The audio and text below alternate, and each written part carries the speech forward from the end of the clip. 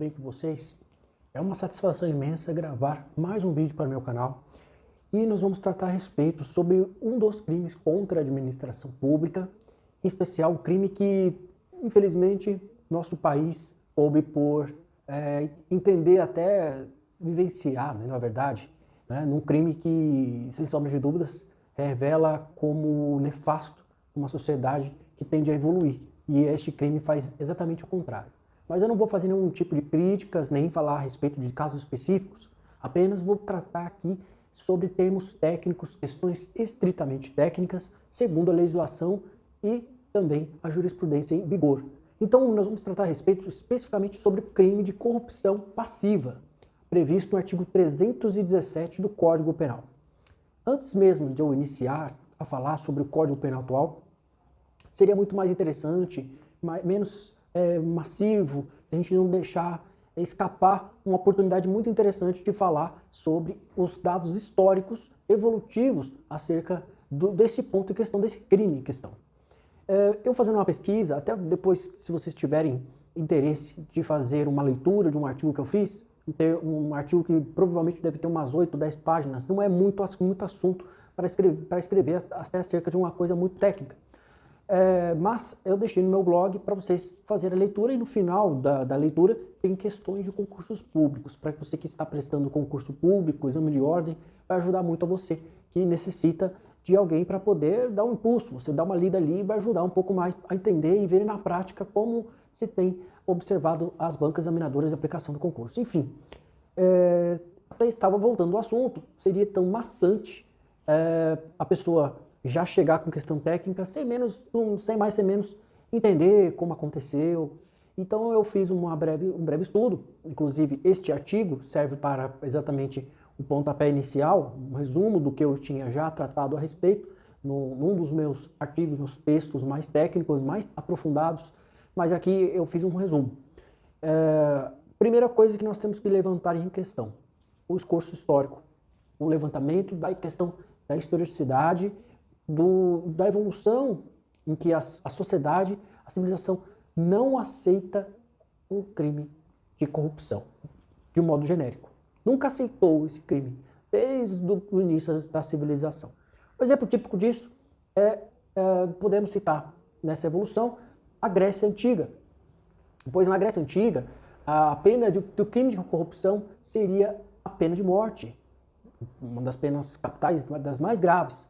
Posteriormente, a lei das 12 tábuas em Roma, no qual foi essa evolução, né, na base estrutural da humanidade, Roma apenas aplicava-se, na verdade, a punição para os juízes tidos como corruptos. Né? Essa seria a pena de capital apenas no tocante ao crime de corrupção, especificamente o crime de corrupção passiva. Mais adiante, a Idade Média, ou o pessoal que gosta de falar, né, nos livros de história, Idade das Trevas, eu não concordo com esse termo, mas foi uma idade em que se foi construído um pouco mais fechado, né, uma sociedade um pouco mais fechada. Ela certamente teve uma confusão entre concussão e confusão entre também outro crime que é a corrupção. Então, sendo essa confusão, acabou por dimensionar o aspecto relacionado aos deslindes, como seria aplicado na prática. No caso, portanto, seria uma espécie de extorsão, né? Um ato de extorsão, obrigar ou compelir alguém para que, com medo, consiga a determinada situação. Então seria mais voltada a este ponto, mas deixou muito um campo em aberto na Idade Média em relação à especificidade desse crime. Posteriormente, nós tivemos o Código Filipino ou as ordenações filipinas, que puniam os oficiais que recebessem serviços ou peitas, entre aspas, subornos, né? Subornos em geral, eles não poderiam receber peitas. E aí, posteriormente, o nosso Código Criminal do Império, de 1830, tratou a respeito, prescreveu o crime de peita, que seria uma coisa, que seria uma espécie de um dinheiro, um recebimento de um dinheiro ou donativo, e o crime de corrupção, especificamente por meio de influência ou petitório, né, que está especificando que punições as penas seriam em face aos magistrados. Tratava-se naquela situação de crime específico. Posteriormente, nós tivemos o Código Penal de 1890, que trazia consigo uma situação de que se a peita e suborno estariam previstos com a mesma base do Código de Império. Isso eu estou dizendo já a partir da ordenação das ordenações filipinas, ou Código Filipino, está relacionado ao Brasil, ok? Então, em 1940, o Código Penal estabeleceu, com uma inspiração suíça, estabeleceu os contornos, o que seria o crime de corrupção. Ainda, além do mais, fazendo uma distinção clara, o que é a corrupção ativa e a corrupção passiva. Então, a corrupção ativa, nosso Código atual, ele estabelece, no artigo 333 do Código atual, a corrupção ativa é o ato praticado pelo particular perante a administração pública. Diferentemente, a corrupção passiva, artigo 317 do Código Penal, estabeleceu que a corrupção passiva seria um ato pertencente ou proveniente do administrador público. Então, seria proveniente do funcionário público, no qual seria o violador às normas previstas, ou mesmo ao princípio da administração pública em si. Então, agindo-se em termos mais práticos, que nós temos o artigo 317, trata exatamente solicitar ou receber para si ou para outrem, direta ou mesmo indiretamente, ainda que fora da função, ou mesmo antes de assumi-la, mas em razão dela, vantagem indevida, ou para aceitar promessa de tal vantagem. Então a pena já é um pouco mais pesada, é de 2 a 12 anos e multa. E aí nós temos também a causa de aumento de pena, que trata de 1/3, aquele que receber uma vantagem, uma promessa, ou uma vantagem, uma promessa no qual o funcionário público retarda ou deixa de praticar qualquer ato de ofício, ou pratica infringindo o dever legal. Eu vou tecer considerações finais sobre essa causa de aumento de pena. E também existe a possibilidade também, no parágrafo 2º do artigo 317, estabelece que o crime também de corrupção passiva privilegiada, que seria um ato do funcionário público deixar de prática ou retardar ato de ofício, como dever funcional, cedendo a pedido ou influência de outrem. Então é muito complexo, mas eu acho mais válido observar que existe esse crime, que eu vou também tratar no final. A pena, que é de 3 meses a 1 ano, até pena, ou mesmo aplicação de multa. Então, já adentrando com questões um córtex aqui que nós fazemos uma análise baseando-se na ciência do direito, né, acima não só da prescrição legal, aquilo que eu fiz a leitura é da legislação, né, o que a legislação trata a respeito, né, então seria o crime de corrupção passiva, a causa de aumento de pena, e também o crime de corrupção passiva privilegiada, segundo a doutrina que fala a respeito. Mas é importante que nós tenhamos a base também conforme as estruturas da ciência do direito abrindo opções e fazendo que tais molduras sejam reveladas. Então, nós vamos fazer todos os caminhos deste crime. Por exemplo, a tutela jurídica, quem é o sujeito ativo, o sujeito passivo do delito, a consumação, tentativa. Então, são pontos de muita importância e destaque para vocês também compreenderem. Você que está prestando exame de ordem, concurso público, ou mesmo que gostaria de ter ao menos esta informação. Então vamos lá. A tutela jurídica no tocante ao plano de existência, eu já falei isso no meu artigo, falei plano de existência, eu vou explicar também depois por que eu falei plano de existência, né? Porque o dado que se observa diante de uma situação. Por que existe? Né? Porque ele existe. O plano da tutela é proteger, logicamente, a administração pública e os atos dos seus agentes públicos, dos quais estão impedidos de solicitar ou mesmo receber, no desempenho de suas funções, qualquer tipo de vantagem devida. Então, seria esta a regra geral. Claro que ainda vou falar a respeito de alguns pontos ainda sobre a questão da tutela jurídica. Então, é uma forma, portanto, de se observar como o zelo da moralidade da administração pública como elemento de incidência de condição fática que se faz o ser humano. O ser humano deve agir conforme a probidade, conforme a lealdade e atuar perante a sociedade. O funcionário público é pago para isso, para agir com probidade, com lealdade, com facilidades, meios com que façam, com que possa a sociedade receber com bons olhos que aquele administrador, aquele funcionário público, ele faz parte da administração pública e com prestígio.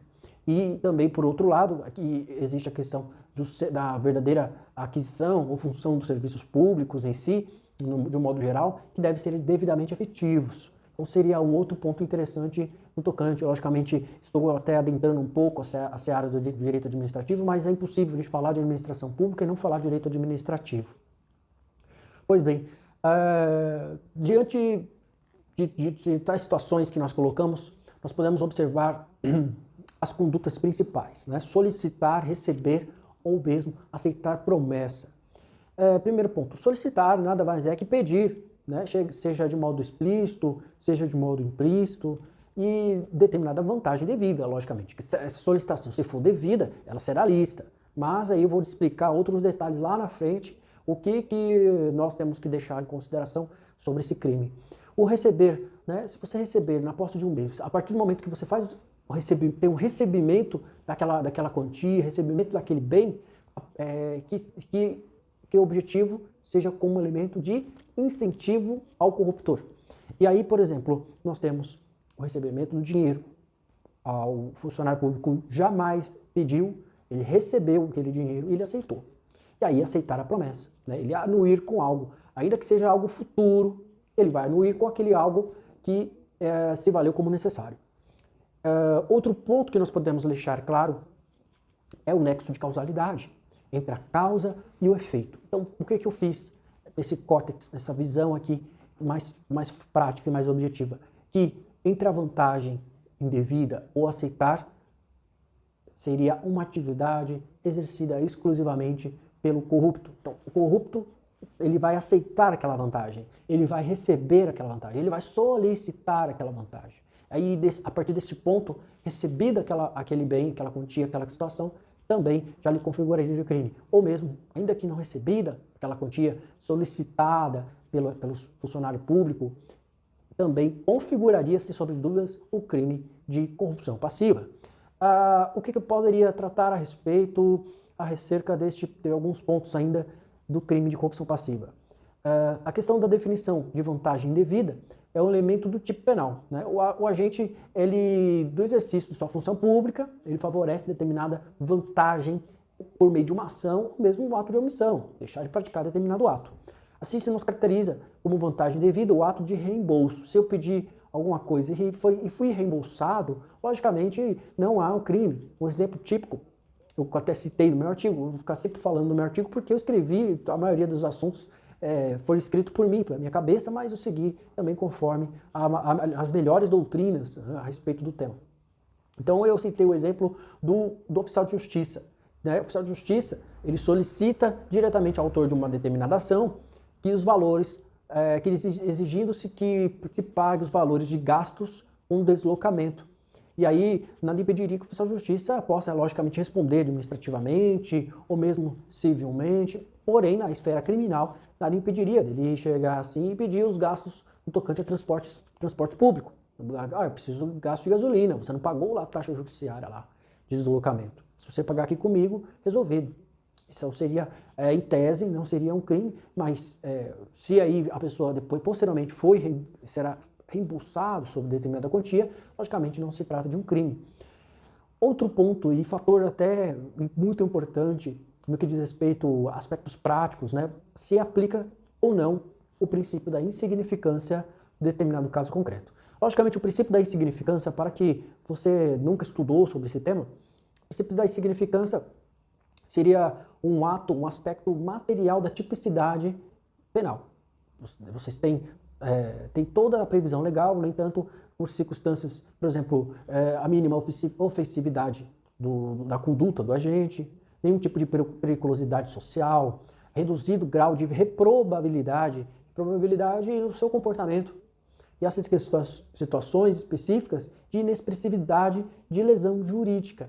E ainda que essa lesão jurídica que ela que não tenha sido provocada. Então são 4 aspectos que eu coloquei, que inclusive tanto o STF, saiu lá no STF e veio para o STJ, e aí eu vou falar a respeito dessas 2 cortes que decidiram sobre esse ponto, porque nós temos, logicamente, uma súmula que trata a respeito que não sendo, sendo na verdade inaplicável o princípio da bagatela ou o princípio da insignificância nos crimes contra a administração pública. A súmula 599, ela trata a respeito sobre os crimes contra a administração pública não sendo aplicados. Ou seja, eu não vou arquivar o processo, isso seria na prática. Eu não vou arquivar o processo, eu não vou pedir, não tocante, se eu fosse o Ministério Público, eu não vou pedir o arquivamento do processo perante o juiz. Por quê? Porque está se valendo na súmula 599, porque é inaplicável o princípio da significância. Ou mesmo, eu como juiz, eu não posso, de modo algum, colocar, de fato, uma situação em que aceito a defesa, né, a tese da defesa do advogado, no tocante à aplicação do princípio da insignificância. O princípio da insignificância, inclusive, é interessante pontuar casos que são inexpressivos, né? Situações em que não há necessidade que o direito penal seja aplicado em determinado caso concreto. Isso seria um breve resumo ao princípio da insignificância, claro, mas um dia eu posso fazer um vídeo aqui a respeito só sobre o princípio da insignificância. Além do mais, numa análise mais objetiva, você deve galgar todos os pontos necessários que se é aplicável ou inaplicável. E, de regra, não se aplica o princípio da insignificância. Né? Você não se aplica o princípio da insignificância, por quê? Porque se tutela a moralidade da administração pública. Não se tutela valores no tocante a questões patrimoniais. Então, esta que é a grande diferença. Por que se aplica ou não se aplica a determinada situação? Por quê? Pelo simples fato, porque a administração pública não tem valor, é algo inestimável, algo importante que deve ser tratado e pautado ao caso concreto. No entanto, há uma decisão, até 2018, uma decisão recente, no HC 85272 do Superior Tribunal de Justiça, achei muito importante. Essa decisão, ela apontou exclusivamente o contrário do que a própria Corte decidiu, na súmula 599. O que significa dizer é que aplicou a regra, é o princípio da insignificância. Se você cair na sua prova do concurso público, você vai colocar que não é aplicável. Mas existe a exceção sim. A exceção foi desse julgado, exclusivamente existe outro julgado também do próprio Superior Tribunal de Justiça, só temos 2 habeas corpus, que tratou a respeito. Isso é recentíssimo, em 2018. Nós estamos já vivenciando uma situação nova. Então, assim, no tocante a esse aspecto, seguramente o Superior Tribunal de Justiça, ele mitigou esse princípio. Ele fez assim, olha, vamos analisar caso a caso. Por quê? Para evitar qualquer tipo de injustiça. E no caso em questão do habeas corpus, eu fiz uma leitura, pelo menos para poder entender por que o STJ aplicou o princípio da insignificância e inaplicou a súmula 599 do STJ, pelo simples fato de que, ao invés de eu fazer a aplicação imediata e ignorando outros pontos, eu vou verificar por que estão pedindo esse princípio da insignificância. E foi exatamente este.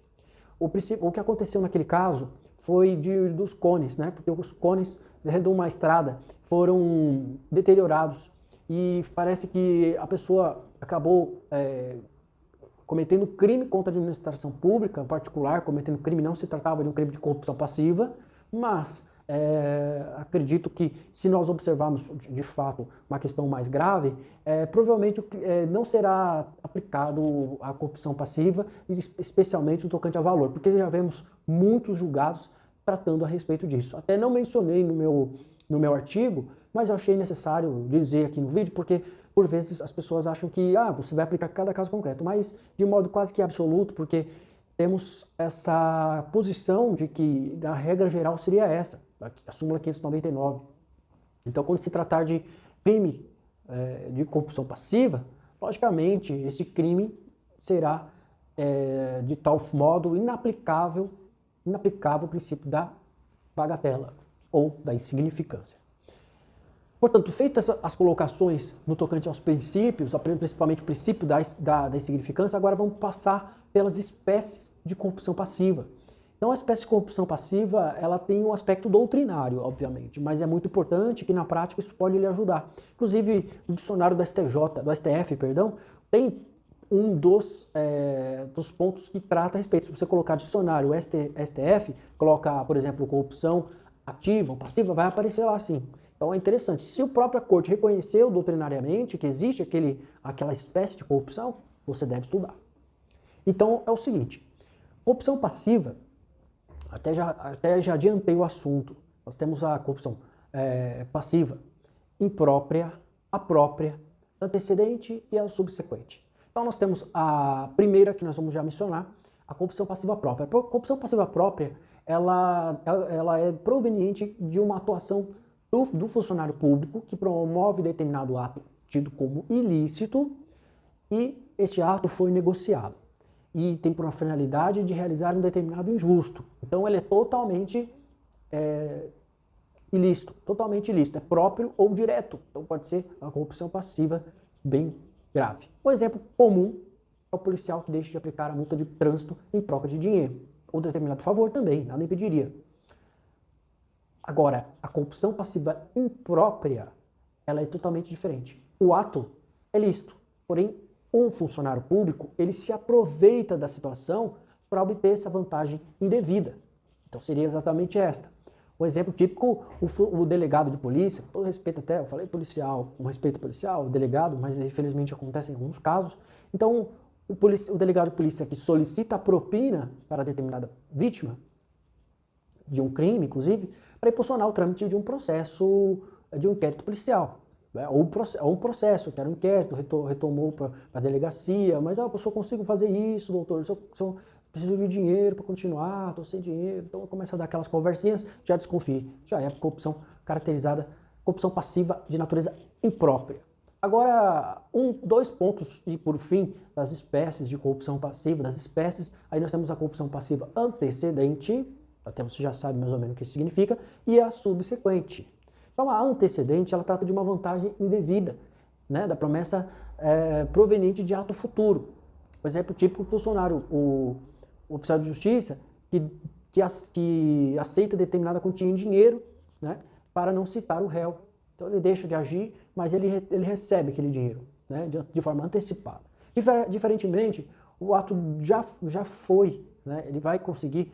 tudo bem, o antecipado, já vou voltar aqui ao assunto, antecipada seria mais, por exemplo, ele vai atuar, né, de forma lícita, né, ele iria atuar, mas ele não vai agir, ele vai receber o dinheiro e não vai agir. Seria um modo também omissivo, não é? Então, diferentemente, a pessoa, funcionário público, ele realiza determinado ato, já realizou, na verdade, no passado, e agora ele quer uma recompensa. Então ele quer uma recompensa. É muito comum isso também. Vamos supor que o investigador de polícia descobriu onde que estava um veículo que foi roubado há muitos anos, e aí ele conseguiu, e agora ele recebe uma premiação caríssima. É claro que eu vou deixar um ponto importante. Tocante a questões de premiação, já finalizando, referente às espécies de corrupção passiva, então vou fazer só resumo e vou falar uma história breve e o que a jurisprudência trata a respeito disso. Primeiro ponto, corrupção, as espécies, já dito, temos antecedente, subsequente, própria ou imprópria. Esse seria o resumo. Agora, no tocante ao caso que eu vou falar para vocês, isso caiu num concurso público e seguiu também com base na jurisprudência da STJ também. Supondo que a pessoa recebeu um prêmio específico, né? Em decorrência de suas atividades, recebeu um prêmio de um particular, né? Não seria do poder público. Nesse caso, por ele ter aceito essa premiação, nada absurdo, foi uma premiação, um valor ínfimo, não um valor tão alto, mas ele responde por um crime de corrupção passiva, a jurisprudência diz que não. A jurisprudência não diz que está caracterizado o crime de corrupção passiva. Mas, é claro, o pessoal vai já me comentar, logicamente, quem é estudioso vai dizer, mas espera aí, você acabou de explicar para mim que não se aplica o princípio da insignificância, né? Então deve ser aplicado cada caso a caso. E esse caso, se for um valor ínfimo, se for uma premiação nada mais que simples, poderia logicamente aplicar o princípio da insignificância. Então seria um exemplo muito interessante no tocante a esse aspecto. Eu deixei lá nas questões no final do meu artigo, está aqui o link aqui no YouTube, para você ter acesso à leitura e também fazer algumas questões e ver como elas caíram em concursos públicos acerca do crime de corrupção passiva. O sujeito ativo do crime é só, exclusivamente, funcionário público. Então, o próprio artigo 317 estabeleceu situações ou critérios específicos. Primeiro, em razão de sua função. Em razão de sua função, é aplicado os mesmos casos em que exerça determinada função, determinada atividade, ainda que seja de forma transitória. Por exemplo, o mesário, né, da Justiça Eleitoral, o jurado do Tribunal do Júri também cometem crime de corrupção passiva.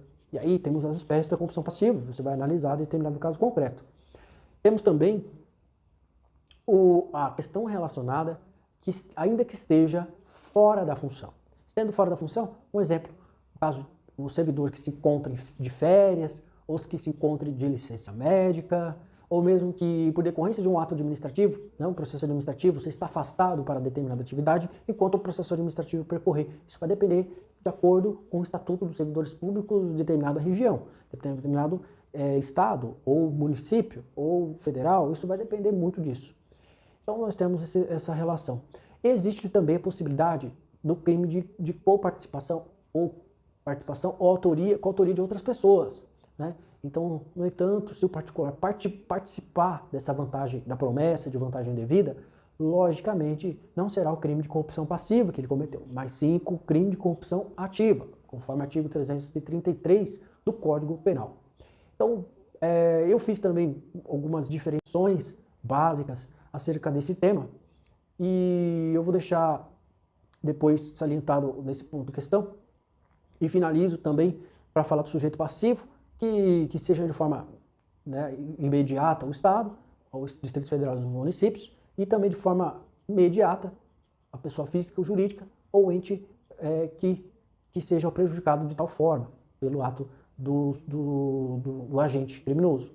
Então, o elemento subjetivo é o dolo, a vontade livre e consciente para a execução de determinado resultado, de produzir um resultado específico, de obter para si ou para outra vantagem indevida, e também ela inexiste a questão da modalidade culposa. Estou esgotando meu tempo aqui, mas vou falar ainda mais outros detalhes. Consumação e tentativa. Consumação é possível, logicamente, no momento em que se solicita, recebe ou aceita a promessa de vantagem devida. A tentativa também é possível, desde que se tratar de um crime plurissubsistente. Ou seja, a tentativa existe um fracionamento do inter criminis. A questão de causa de aumento de pena, eu mencionei no início do vídeo, mas eu vou falar no final. Trata-se de um ato de ação ou omissão e tem consequências maiores ao funcionário público, porque a pena será aumentada de 1/3 em razão de a promessa de vantagem devida ao funcionário público retarda ou deixa de praticar qualquer ato de ofício ou pratica de tal forma. E nós temos, por fim, a corrupção passiva privilegiada. A corrupção passiva privilegiada está relacionada à prática de deixar ou retardar ato de ofício com a intenção, com a infração de dever funcional, concedendo ou pedindo a influência de outrem. Então nós temos também, por derradeiro, a pena é de 3 meses a 1 ano em multa, e nesse caso, sendo corrupção passiva de forma privilegiada, será julgado no GCRIM, né, Juizados Especiais Criminais, sendo possível, inclusive, a suspensão condicional do processo. Em aspectos processuais, a corrupção passiva, a ação penal é pública incondicionada, e também existem situações em que pode se aplicar as medidas despenalizadoras. Então, nós temos uma inovação do Acordo de Não Persecução Penal, o artigo 28A do Código de Processo Penal, que foi acrescido no pacote anticrime e que diz respeito a essa possibilidade de aplicar na prática, sendo inviável, portanto, sendo inviável, portanto, o Acordo de Não Persecução Penal, poderia-se, inclusive, aplicar o Instituto da Transação Penal. Então é isso, eu vou encerrar este vídeo, agradeço muito você que assistiu e em breve vamos continuar sobre os crimes contra a administração pública. Um forte abraço e até os próximos vídeos.